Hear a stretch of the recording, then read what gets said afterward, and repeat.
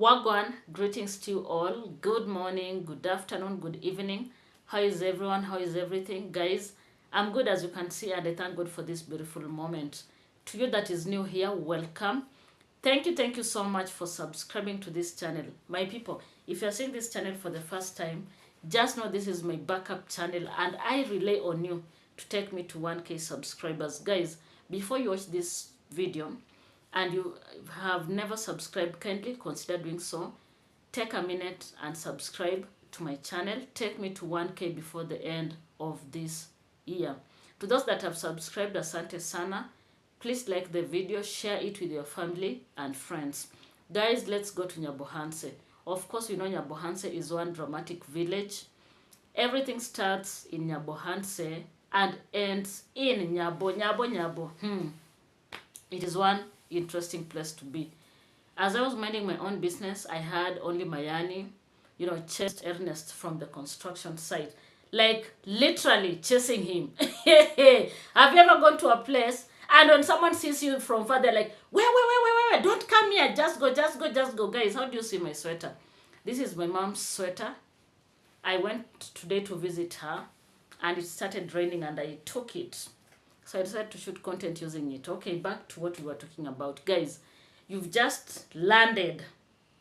Before you breathe in and out, you are like, can you get the hell out of here before I literally throw you out of this place? That is what happened to Ernest. And if you don't know, let me tell you. Hey, let me bring you up to speed. The reason why Ernest was chased from the construction site is because in these streets, Ernest came out to accuse Mayani of incest. I don't know whether you remember. Just drop your comment down here. I don't know whether you remember. Please, drop your comment here and let's have a conversation. Ernest came out here and told us only Mayani had, a whatever relationship with a cousin of his.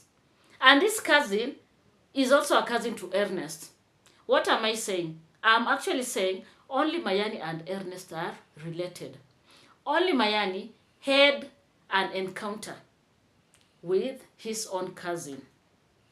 Allegedly, he was imprisoned. That is what Ernest told us here. If you remember, I don't know whether you remember, or am I the one who is creating my own stories here? If you did watch my reaction in my other channel about this, drop your comment here. That is what Ernest came out and told us. And remember that time, only Mayani again had been arrested because of these things to do with undergirls. Do you understand? And we got to know Gintu, his best friend, was aware only Mayani was in a relationship with an underage girl, but he couldn't say anything. And the story, kind of took a different twist when the parent of the lady alleged that the girl is 19 years old. But from Ernest, he said that girl is below 19 years old. Who are we? What can we do? Nothing. If the mother says the girl is 19 years old, that is it. And that was the end of the case. But remember, there were a lot of videos that were done in that line. Do you understand? And only Mayani was so scared. He was like, maybe at the back of his mind, he thought he would go to prison for the second time. Do you understand? And that is why he was kind of scared. People did a lot of things. His bestie Gintu. And eventually he came out of prison. Now, what makes Ernest go to this construction site, guys? It is like you find a dog is sleeping and you step on it. What would you want the dog to do to you? And that is why we say, let sleeping dogs lie. You'll go step on it, it will attack you. It is just like rattling a rattlesnake. It will attack you big time. And this is what Ernest, should have thought of. Why did he carry himself to the site? He just wanted to embarrass himself. And in fact, they deserve each other. In fact, only Mayani should not have chased Ernest. And they birds of the same feathers. They're all team negative. They're all fighting Maro and the family. Do you understand? And this guy, only Mayani, should not feel like bossy, like he's doing so good because of Gintu and such. This guy should have just welcomed Ernest. That is your cousin. That is your cousin. I've seen people, in the comment section advising only Mayani to forgive and forget. Guys, maybe forgiving and forgetting is what they need to go and discuss behind cameras. They should forgive and forget what they did. Like, I don't know, whoever messed the other one, I don't know.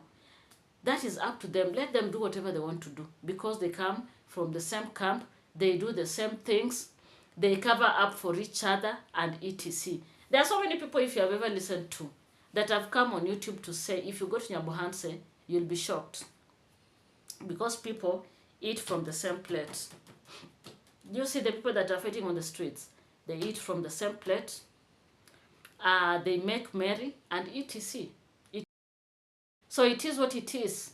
On other news, Dee Mwango came out to talk about construction, and she mentioned about issues to do with her taking her time, maybe kind of regretting on maybe starting such a massive, project.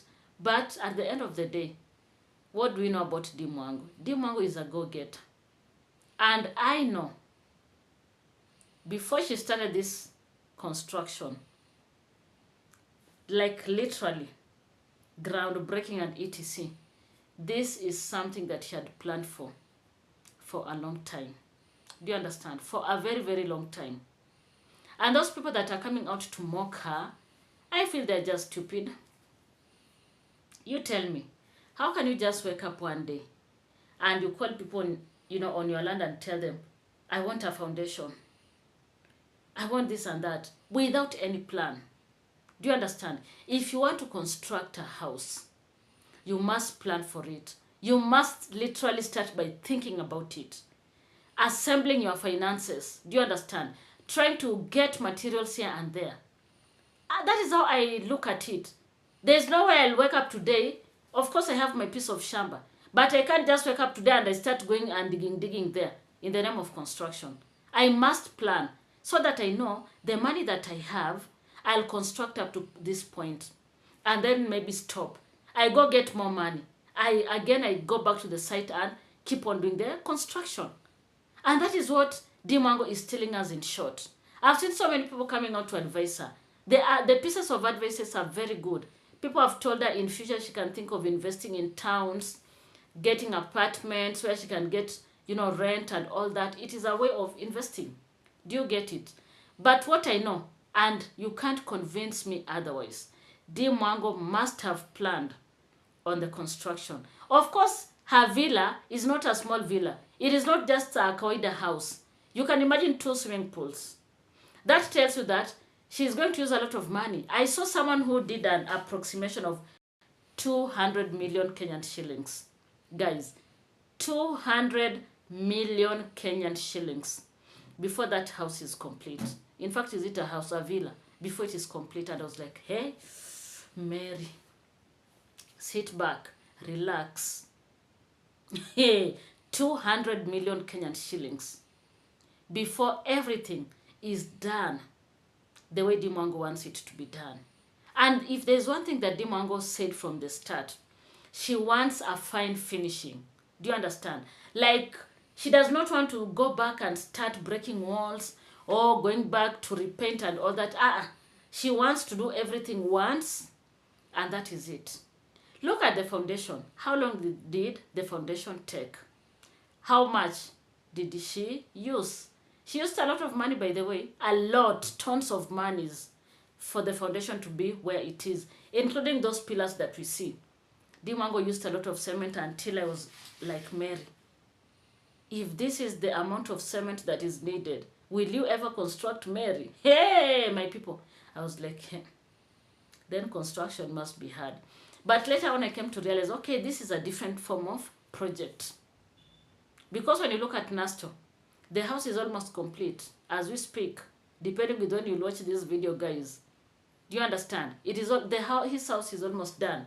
But for Dee Mwango, the project will of course need a lot of time. But then there's a person who told her to get a contractor. With a contractor, she'll at least have some time for herself, and the project will run as expected within a very, very short time. And it is what it is. So it is up to Dee Mwango to decide on what she wants, basing on the comment sections. People gave her a lot of suggestions, not just in this video, but in other videos. So it is up to her to look at the comments that are down. Let her decide on what she thinks can work for her, because at the end of the day, the project has to be completed. There's someone that told her in the comment section, let her just take her time. Do you understand? Like, she shouldn't rush the project. She can just take a day at a time until the whole project is done, because this is not something that is small. Do you understand? And this is construction, or rather a project that needs a lot of money, and therefore she can literally take one day at a time as she progresses gradually until she's done with her construction. Do you get it? I have a problem with people like Coco Mama coming out to mock Dee Mwango. Yes, Dee Mwango said she wants a house that has 2 swimming pools. You think swimming pools, you think she's a fool. She must have researched about this, and she knew her financial muscles. She knew she has this, and she knew she would put the house into order. Do you get it? Why would you come out and mock her? I always have a problem with people that feel mocking others is okay.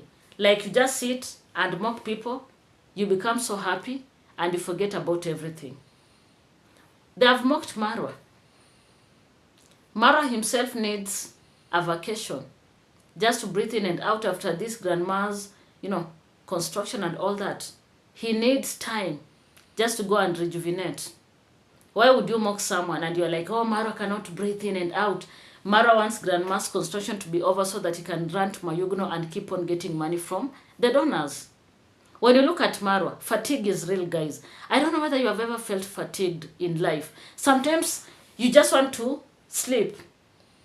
There are times that I literally do not want to do content. I just want to relax. In fact, I put my phone away just to have some time for me. Sometimes I get tired. You can imagine. Look at Marwa. Everything that he's doing. Waking up very early. Going back late at night. Yet he has his own family that needs him. When someone comes out and sends some money for him, you have a problem with that. Do you want them to send money for you so that you go for vacation or what? When someone gave, in fact, there's a subscriber that gave Rocio $300 so that they can go on vacation with Marwa. It is a problem. These people can see Marwa. They can see the energy that he has put in that, in the whole of that project. Running here and there. Just one person. He is at the site. He is at the border doing transactions. Marwa is on video calls. Marwa is on phone. Marwa is, like literally instructing people at the site. When does he eat? When does he, just take water? I've never seen him like sometimes even drinking water. Just one person running everything, coordinating left and right. And we all know who Marwa is. Marwa is a hands-on person. He wants to do it himself. Like the furniture, you saw him going for the furniture. There were people that had advised him to get someone to go for the furniture. But Marwa wants to go there himself. That is who he is. He wants to ensure that work is done. Like, I can't just tell you, move this from here. He wants to see you doing it, and he'll also be tempted to move with you, whatever that is you're moving. That is who Marwa is. And that is why people believe in him. They look at him and they say, wow, Marwa, you need to take some rest. Go out on a vacation. Go breathe in and out. Go have some me time with your family. Go and enjoy. Forget about Nyabohanse for a minute. And then people are just running left and right. Mocking Marwa. Mocking Rocio. Yeah, guys, I don't know what exactly these people want from this family. Because it is too much. They can't let Priska Sagati be. I think Priska Sagati has been added on their list. Just because Priska Sagati took grandma to the salon, it is a problem to you. Where did you want her to take her? Grandma was massaged. She had pedicure. Do you understand? Grandma's hair was done. They took her for shopping, bought for her new clothes. Who would have done that for grandma? And remember, Priska Sagati is the, let me call a daughter figure at that particular site. Everyone looks at Priska Sagati as grandma's daughter. Everyone is calling out for Priska Sagati. Look out for grandma. Ensure that grandma is okay. Keep on supporting grandma. And you remember, the school that Brian is going to, it is a school that was recommended by Priska Sagati. Now what are you going to do? Are you going to die because Priska Sagati is being used? And not just used in a bad way, being used in a good way. She's being psyched by her people. Go take grandma to the salon. Go do this and that. I saw someone complaining, why did Priska Sagati take her mother alongside, with grandma? And I'm like, guys, are you crazy?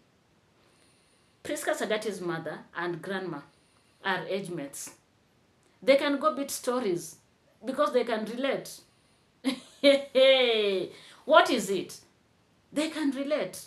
And that is why Priska Sagati thought of bringing the mother along. And someone is like, no, Priska Sagati wants her mother to enjoy. Oh, that is grandma's money. Why did she add another person? And you're like, guys, are you crazy? What is it that you exactly want people to do? Like, there's nothing good that you see in people. Like, literally, you can't see anything good in people. Your work is to complain left and right. That is what brought you on YouTube. Just to complain and, gaslight people on the streets. What is it? Why can't you let this mama be? Why can't we just wish her quick recovery and let grandma, just get let her relax. Let her take her medications in peace. Let her have some good time later on when she comes from the hospital. Let her just enjoy every new thing around her. Let her take time to grasp everything that has changed around her. Why are you fighting her? You just want to fight everybody. Everybody that is coming out, you want to fight him or her. Guys, Nyabohanse is a drama center. I look at Nyabohanse and I'm like, these people, I wish they know how people would have wished their villages to be exposed as Nyabohanse. Including these naysayers that are drumming nonsense into your heads. They wish they had such an opportunity. They would have done a lot. But because you people, you're myopic, you can't think with your own brains, you want people to think on behalf of you, you end up messing everything. Because the world is watching you. The world is watching Nyabohanse. Everyone is interested with the affairs of Nyabohanse. If someone wants to donate and they see you people fighting each other, there's no way they can donate. They'll just say, let me just keep my money in my pocket or in the bank and forget about it. It is what it is, guys. So my people, I don't know what to think about this video. Please drop your comment. Let's have a conversation. Don't forget to subscribe. I'm on the road to 1K subscribers in this channel and I depend on you. What are you waiting for? Please subscribe to this. Thank you so much and goodbye for now.